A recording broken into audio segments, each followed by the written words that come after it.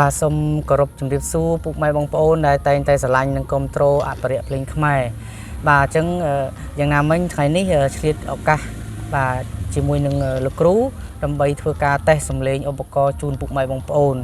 បាទហើយទីតាំងរបស់ខ្ញុំបាទគឺនៅភូមិអូតប្រាក់ឃុំពួកស្រុកពុកខេត្តសៀមរាបបាទដែលពុកម៉ែបងប្អូនតែងតែឆ្ងល់ថាទីតាំងខ្ញុំបាទលក់នៅទីណាបាទអញ្ចឹងកុំឲ្យខាតពេលយូរយើងនឹងធ្វើការតេស្តឧបករណ៍ទៅតាមលំដាប់ជូនពុកម៉ែបងប្អូនទេសនាអញ្ចឹងបើសិនជាពុកម៉ែបងប្អូនស្រឡាញ់ពេញចិត្តអាចជួយ like comment share វីដេអូខ្ញុំបាទម្នាក់មួយផងឬក៏ពេញចិត្តចង់បាននៅឧបករណ៍ទៅតាមតម្រូវការគឺខ្ញុំបាទមានលក់គ្រប់ទាំងអស់បាទមានតាំងពីត្រូ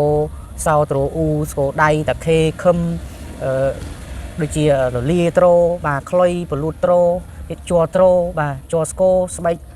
ស្គរជាទៅមានសពបែបយ៉ាងទាំងអស់បាទអញ្ចឹង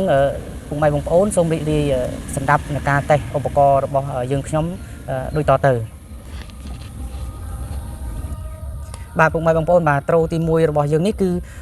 ពិសេសបងប្អូនបាទលលាធ្វើអំពីស្មាច់ទេមិនមែនជាភ្លុកឬក៏ឆ្អឹងទេប៉ុន្តែបើពុកម៉ែបងប្អូនចង់បាន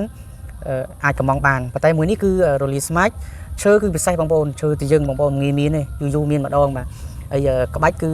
ក្បាច់ដងខាងលើគឺឆ្អឹងបងប្អូនស្អាតនិយាយទៅម៉ូតនេះគឺពេញនិយមខ្លាំងមែនទែនបងប្អូនបាទហើយសំឡេងគឺខ្ញុំបាទធានាជូនដែលបន្តិចទៀតនេះលោកគ្រូនឹងធ្វើការតេស្តជូនពុកម៉ែបងប្អូនស្ដាប់មួយបទហមរងមុនគេតែម្ដងបាទអញ្ចឹងកុំឲ្យខាត់ពេលលោកគ្រូសូមអញ្ជើញតេស្តសំឡេងត្រូ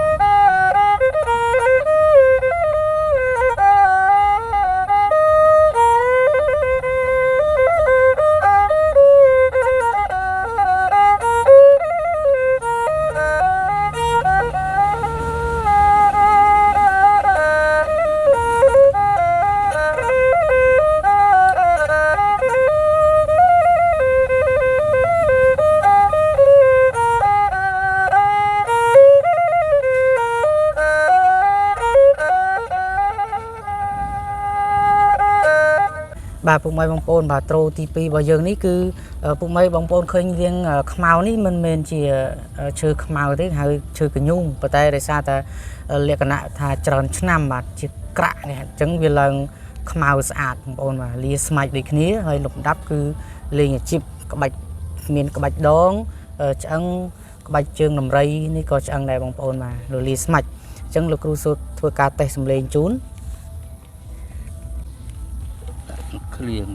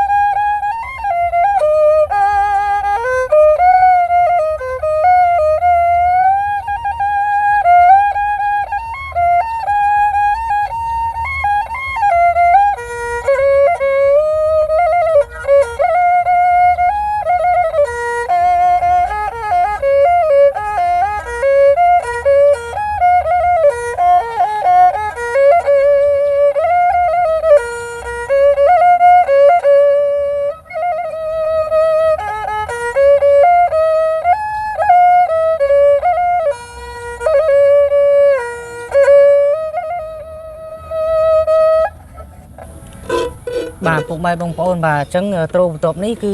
ត្រូអ៊ូម្ដងពុកម៉ែបងប្អូនបាទចង់បានត្រូអ៊ូក៏ខ្ញុំបាទមានលក់ដែរ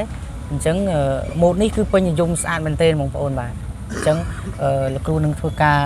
តេស្តជូនមកបត់បាទអញ្ចឹងត្រូអ៊ូនេះអាចបសាក់ក៏បានយីគេក៏បានដែរយើងធ្វើការតេស្តជូនហើយនឹងធានាគុណភាពជូនបាទជីបសាក់មួយទៅ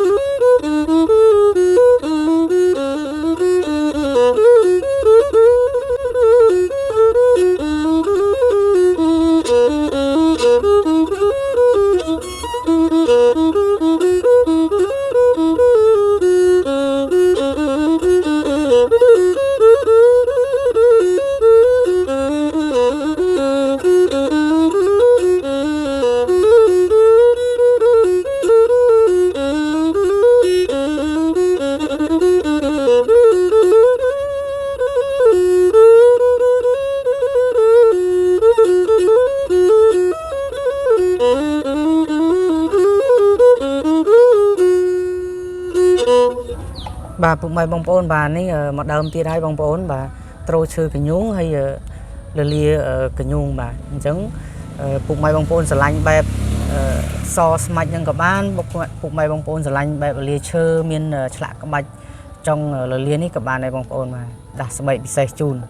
បាទហើយសំឡេងគឺព្រោះធានាជូនអញ្ចឹងលោកគ្រូធ្វើការតេស្តបត់ព្រៀនព្រៃជូនពុកម៉ែបងប្អូនស្ដាប់មកឃ្លាបាទ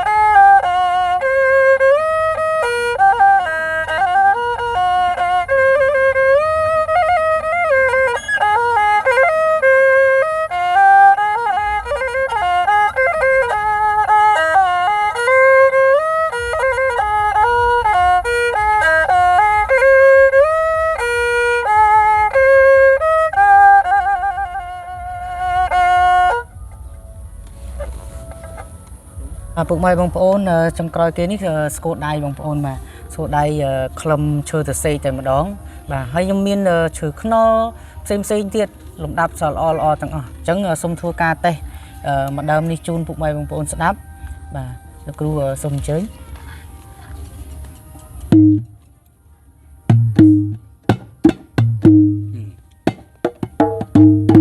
យាយក៏បានបាទ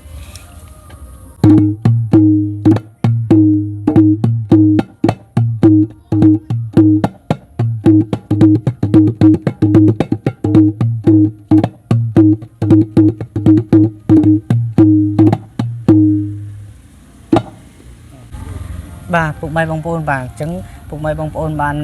ស្ដាប់សំឡេងបាទនៅក្នុងវីដេអូខ្ញុំបាទតាំងពីដើមដល់ចប់បាទសូមអរគុណហើយបើសិនជាពុកម៉ែបងប្អូនបាទពេញចិត្តបាទកុំភ្លេចជួយ like ជួយ share ហើយក៏ជួយជាវដើម្បីយើង